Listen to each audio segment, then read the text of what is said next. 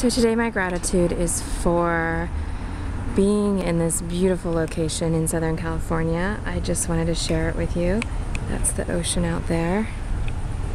And I am just grateful for another gorgeous summer day and being here in Southern California. It's been awesome. I just have so much growth and expansion going on that it's hard not to share that gratitude for that. And this big old American flag here. So I'm really grateful for Southern California, what it offers me, and just being here and available to the opportunities and all the expansion. So that is my gratitude today. I'm just gonna miss the sunset, but I gotta go watch So You Think You Can Dance. I'm grateful for that show too because it entertains me. Those people are talented. Okay. That's my gratitude today, and this is my 40th day, 40 days of gratitude, so there's something special about 40 days. So that's my share.